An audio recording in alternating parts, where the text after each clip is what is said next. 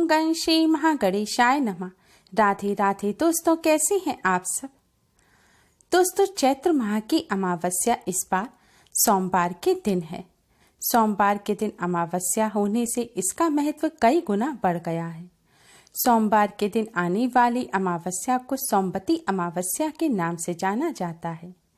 इस अमावस्या का महत्व सभी अमावस्याओं से सबसे अधिक होता है। इस वजह से इस अमावस्या को सबसे बड़ी अमावस्या भी कहा जाता है। साल 2021 में केवल चैत्र माह में ही सोमवती अमावस्या आ रही है। चैत्र माह की अमावस्या तिथि 11 अप्रैल रविवार को सुबह 6:03 पर शुरू होकर 12 अप्रैल की सुबह 8 बजे समाप्त होगी। उदया तिथि की मान्यता के अनुसार इस बार चैत्र माह की अमावस्या 12 अप्रैल दिन सोमवार को है, जिसे सोमवती अमावस्या के नाम से जाना जाएगा। सोमवती अमावस्या का हमारे धर्म शास्त्रों में विशेष महत्व बताया गया है। धार्मिक मान्यताओं के अनुसार सोमवती अमावस्या के दिन पवित्र नदियों में स्नान करने से पुण्य की प्राप्ति होती है। इस दिन पितरों का श्राद्ध व तर्पण आदि भी किए जाते हैं।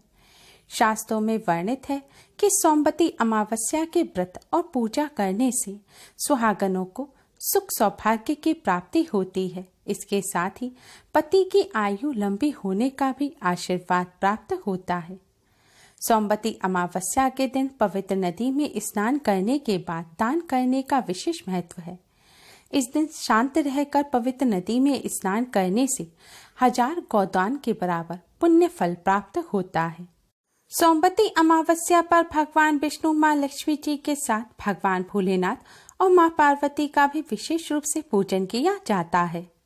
सोमवती अमावस्या की प्रचलित कथाओं के अनुसार महाभारत में भीष्म पितामह ने युधिष्ठिर को इस दिन का महत्व बताते हुए कहा था कि जो भी मनुष्य इस दिन पवित्र नदियों में स्नान करेगा उसे हर तरह से सुख समृद्धि की प्राप्ति होगी। उसे सभी प्रकार के रोग और दुखों से मुक्ति प्राप्त होगी। माना जाता है इस दिन पवित्र नदियों में स्नान करने और उसके पश्चात दान करने से पितरों की आत्मा को शांति प्राप्त होती है। इस दिन व्रत करने का भी विधान है। सोमवती अमावस्या पर मौन व्रत करने का विधान है।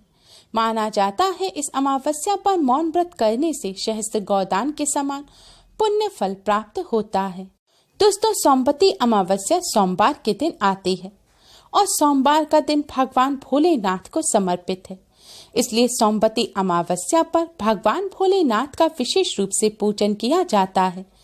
माना जाता है सोमवती अमावस्या पर भगवान भोलेनाथ का पूजन करने से भगवान भोलेनाथ अति शीघ्र ही प्रसन्न हो जाते हैं और अपने भक्तों के सभी कष्टों को दूर करते हैं। दोस्तों, भगवान भोलेनाथ भोले भंडारी हैं। वह एक लोटा जल से ही प्रसन्न हो जाते हैं। लेकिन अगर आप कुछ खास प्राप्त करना चाहते हैं तो भगवान भोलेनाथ को कुछ खास वस्तुएं अर्पित करें। दोस्तों, अगर आपके बनते हुए कार्य बिगड़ जाते हैं, गरीबी पीछा नहीं छोड़ रही, पैसों की किल्लत लगातार बनी हुई है, तो आप इस अमावस्या पर भगवान भोलेनाथ की शिवलिंग का कच्चे दूध और दही से अभिषेक करें। ध्यान रखें, अभिषेक करने के लिए आप तांबे के पात्र का इस्तेमाल ना करें, क्योंकि तांबे के पात्र में दूध जहर बन जाता है। इसलिए कच्चे दूध से भगवान भोलेनाथ का अभिषेक करने के लिए पीतल या स्टील के लोटे का इस्तेमाल करें। अभिषेक करने के पश्चात आप ओम नमः शिवाय मंत्र का 108 बार जाप करें। जाप करने के पश्चात आप भगवान भोलेनाथ को प्रणाम करें और अपने सभी बिगड़े कार्यों को बनाने की प्रार्थना करें। गरीबी और धन संबंधी समस्याओं को दूर करने की प्रार्थना करें। अमावस्या के इस शुभ संयोग पर भगवान भोलेनाथ का इस तरह पूजन करने से भोलेनाथ की कृपा से सारे बिगड़े काम बनने लगते हैं और गरीबी दूर हो जाती है। दोस्तों, अगर आपका या आपके घर परिवार में किसी का विवाह नहीं हो पा रहा है, विवाह में अड़चनें आ रही हैं या वैवाहिक जीवन सुख में नहीं चल रहा, लड़ाई झगड़े रहते हैं, तो अमावस्या के इस खास संयोग पर आप 21 बेलपत्र लें। बेलपत्र पर आप चंदन से ओम नमः शिवाय लिखें। चंदन ना हो तो आप कुमकुम से ओम नमः शिवाय लिखें ओम नमः शिवाय लिखने के पश्चात आप इन बेलपत्र को शिवलिंग पर चढ़ाएं। बेलपत्र शिवलिंग पर चढ़ाने से पहले आप शिवलिंग का जल से अभिषेक करें, यानी कि जलाभिषेक करें। फिर ओम नमः शिवाय मंत्र का जाप करते हुए आप एक एक कर यह सभी बेलपत्र शिवलिंग पर चढ़ा दें। ध्यान रखें, आपको बेलपत्र इस तरह शिवलिंग पर रखने हैं कि जो चिकनी साइड है पत्ते की वह शिवलिंग की तरफ हो और जो नसें वाली साइड है वह ऊपर की तरफ हो। और आपको यह भी ध्यान रखना है कि एक डंडी में 3 पत्ते जुड़े हुए हों, वह एक बेलपत्र मान्य होगा। इस तरह से आपको पूरे 21 बेलपत्र लेने हैं और बेलपत्र कहीं से भी कटे फटे भी नहीं होने चाहिए।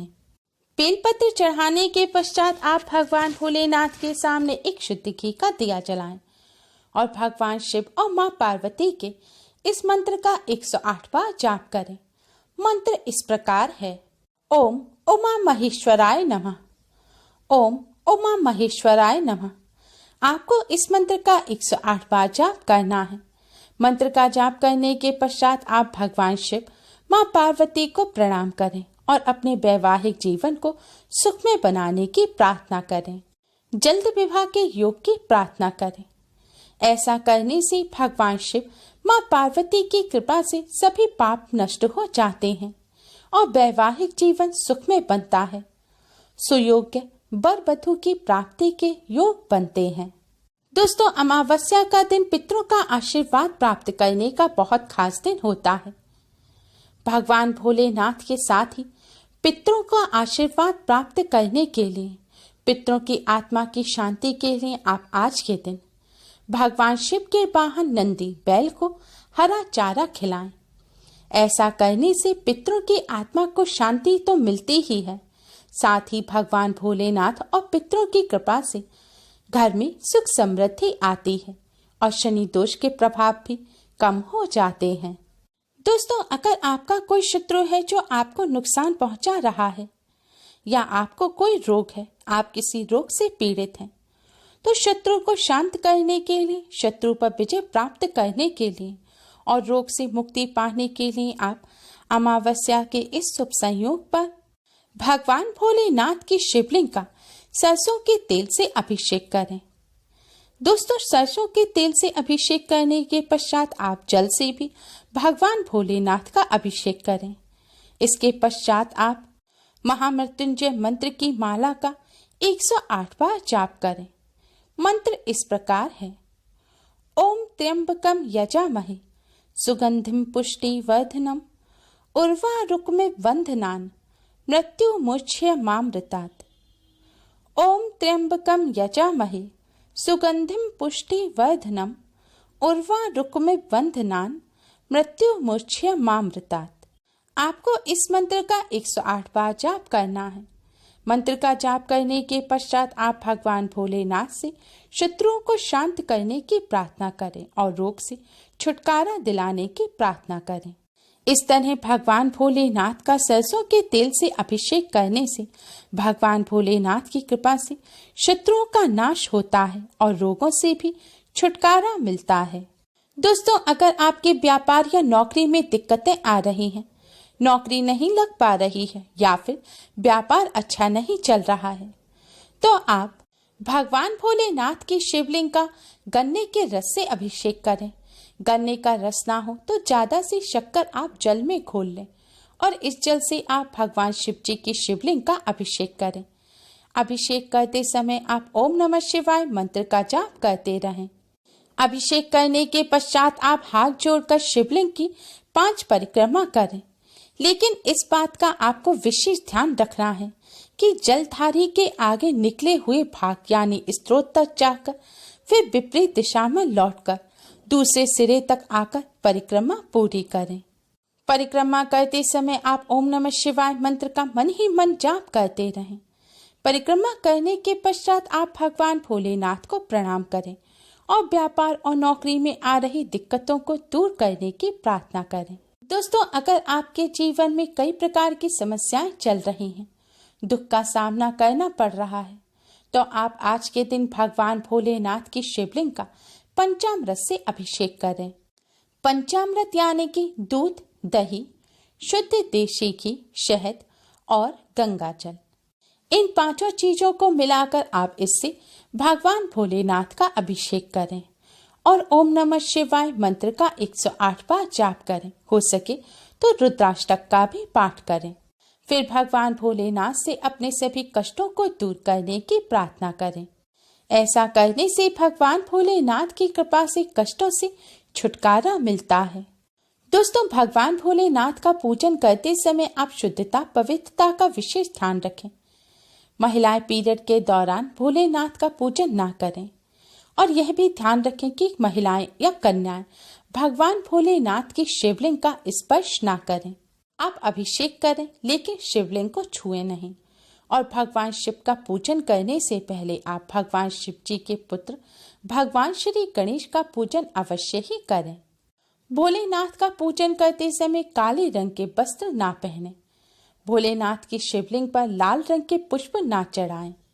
इन सभी बातों का विशेष ध्यान रखते हुए आप अमावस्या के इस शुभ अवसर पर भगवान भोलेनाथ का पूजन करें और उनका आशीर्वाद प्राप्त करें, जिससे आपका जीवन सुखमय बने। उम्मीद है आपको हमारी ये वीडियो पसंद आई होगी। प्लीज लाइक करें। हमारे इस वीडियो को अपने फ्रेंड्स और रिश्तेदारों में ज़्यादा से ज़्यादा शेयर करें, जिससे वह भी इसका लाभ उठा सकें। हमारी और भी वीडियोस के लिए हमारे चैनल को सब्सक्राइब करना ना भूलें। Thanks for watching. Radhe Radhe. जय शिव शंकर।